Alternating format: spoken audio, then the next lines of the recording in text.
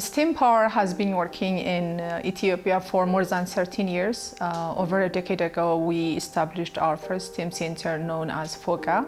FOGA is located in Bishoftu, which is 35 kilometers away from the capital city of Ethiopia, Addis Ababa. Since then, we have established 48 STEM centers. Our vision is to create an economic impact and development through technology. To this end, we have established so many STEM centers, also utilize different kinds of projects to help us achieve our goals. STEM Power is pioneer in introducing integrated hands-on STEM education in Ethiopia. Our STEM labs provide experiential science, technology, engineering, mathematics education.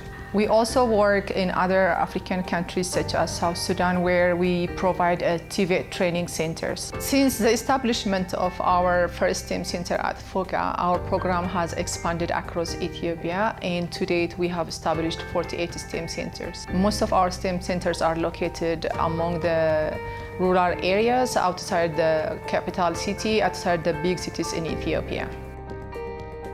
We also have a mobile STEM lab program where we have converted an FSR car into moving STEM lab to reach out to students who doesn't have access to STEM labs, but also to reach out marginalized communities such as nomads, people who move from one place to another. Another area where we focus on giving the reality of where we are is also having a kind of special program for girls, what we call Girls in STEM Education. In our STEM labs, we try to create a safe space for them where they can come, where they can experiment and also express themselves in the way they want it and they should too. We have been working in Ethiopia for more than a decade, and now we have expanded to other African countries. And by now we have 5 TVET centers and also establishing 2 STEM centers. We work in Kenya, we work in Rwanda and Tanzania, and our vision is to expand throughout the African continent. While working in STEM centers, we have learned so many things, the opportunities and limitation of running a STEM program. Although we have been working in STEM centers and many students have access and had access in the past to go through our program, there was still a huge gap that we have identified, which is what we call STEM capacity. There was a gap in terms of awareness, there was a gap in terms of the curriculum being integrated in STEM.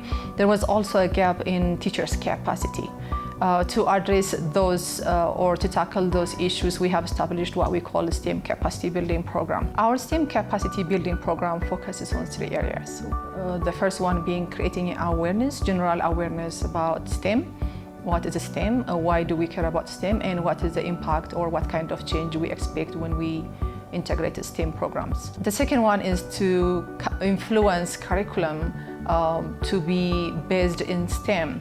Right now in Ethiopia, there is a huge initiative to integrate curriculum in STEM, and we are a key role player in that end. The third one is also, once we kind of shaped our curriculum to be STEM-based, but what about teachers' capacity building? So to this end, we also work on teachers' capacity building in STEM and in TVET. The reason why we do that is because we wanted to influence policies. If the STEM program, the TVET program is embraced by the government, it will have sustainability, it will be at the core of the policies, and then there will be budget assigned to it. Therefore, we aim to impact the policy by introducing different kind of STEM labs at different levels.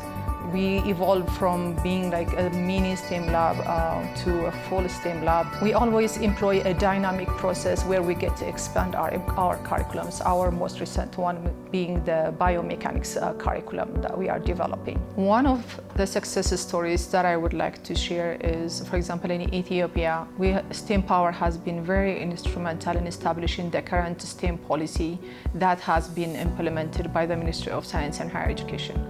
STEM Power has been a key role player from the inception and now currently continuing to be part of the implementation program as well. And this is one of the ways that we make sure the STEM programs are continuing, and this is how we create sustainability by not only introducing the STEM program and STEM education, but also by making sure that governments are embracing it and implementing it and allocating budget and resources towards STEM education. Because students and youth in Ethiopia has access to our STEM centers, and we provide them resources, materials, advice, and guidance that they need. Almost all our students and youth become innovators, and the kind of innovation they come up with is they're trying to solve the problems they see in their neighborhood and in their surrounding. To encourage our students and innovators, STEM Power started over 6 years ago a national science fair that is going to be commemorated on November 10th every year. Those innovators, they come and compete in their regions, and then they eventually come to the capital city.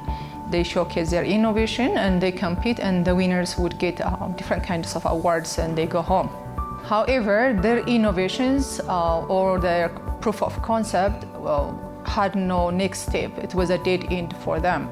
So to make sure those innovations are not wasted and to encourage our youth, we established a Fab Lab or Makers Space where we provide hard and soft skills for innovators. We established the first fabrication lab or Makers Space in the premise of the Ministry of Education in Addis Ababa.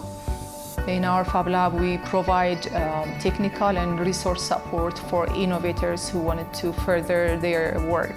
On the other hand, at the Fab Lab, we provide what we call the 21st century skills or soft skills training for innovators.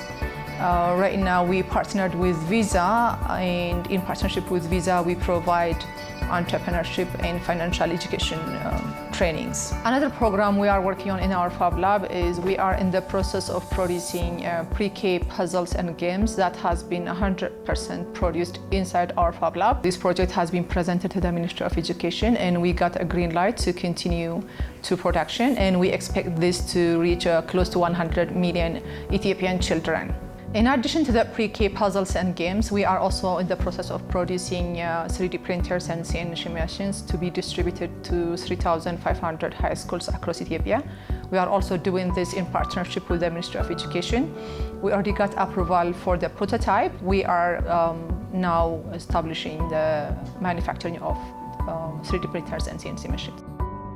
The very purpose of establishing a Fab Lab is to give an opportunity and a space to our innovators to become entrepreneurs, to change their innovation into business, to help them see that the innovation they have been working on in our STEM labs can possibly change their lives, their community lives, and hopefully their country's future. We encourage our innovators to think in terms of entrepreneurs so that they can have their own startups, their own tech SMEs, and so that they can run their own business. On September 2020, we were honored to partner with Visa.